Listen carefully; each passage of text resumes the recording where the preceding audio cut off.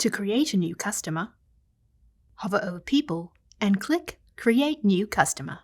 In the Details subtab, select whether the customer is an individual or company, then enter the customer name and contact details. A green tick indicates the customer name is unique in your Simpro system.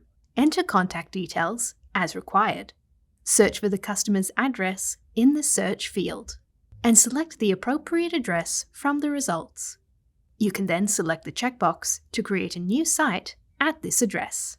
You may wish to leave the site name blank to label it with the customer name, or enter a new site name that reflects how you commonly refer to the customer, such as the name, address, or a combination of the two. Select a zone to make scheduling jobs more efficient. If you have a separate postal or billing address, enter details as required. Otherwise, select Same as Street.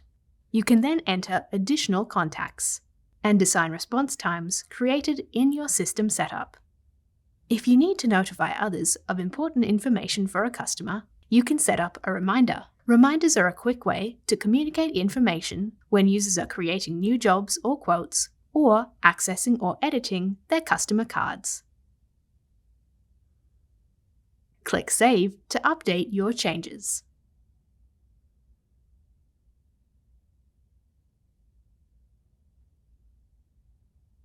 First, click the Settings subtab. To give the customer access to the customer portal, click Send Setup Email.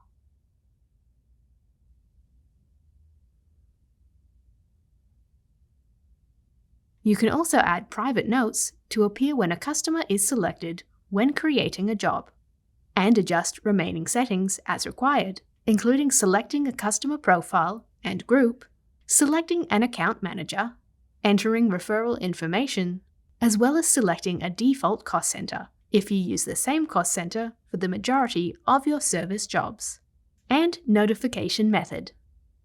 If you have enabled multiple currencies in System Setup, you can assign a different currency to the customer if applicable. You cannot change the currency after a transaction with the customer has been made. Click Configure Defaults to assign specific invoice, quote, or job for templates to use by default for this customer. Enter banking details to assist in receiving customer payments, and set specific payment terms. You can also select to withhold retention, also known as retainage in the United States, either inclusive or exclusive of tax, to override your financial default settings.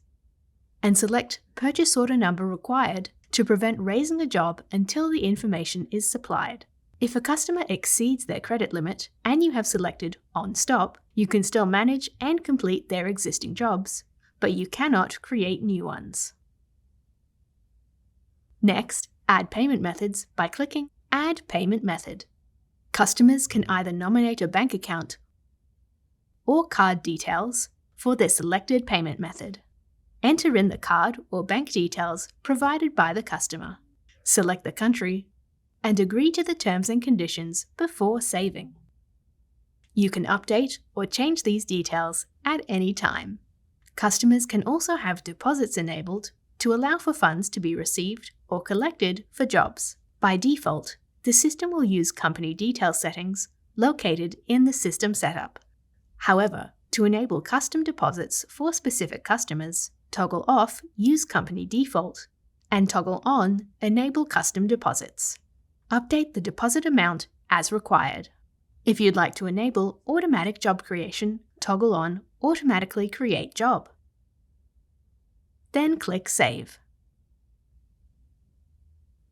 You can add more information by categorizing the customer using tags, or selecting a preferred technician to appear when creating an associated site. Click the Logs tab to see a complete list of actions taken against this record, such as when it was last updated, what was updated, and which employee made the change. Be sure to click Save as you go. In Rates, click General, then select a service fee to apply to all jobs created against the customer, as well as specific parts and labor tax codes and a customer-specific discount or fee if required. Or use memberships to boost customer loyalty. by selling or allocating a membership that applies a discount to workflows raised against the customer for a specific period of time. In labor, remove or add the required labor rates, and adjust sell rates if required. In materials, select a new pricing tier to override the system default, or clear the Use Default checkbox to enter a customer-specific markup. Then click Save. Finally, click History to view a customer's job, quote, invoicing, tasks and customer portal activity. Create or add existing sites. Log customer correspondence using notes. And manage customer attachments for your reference only.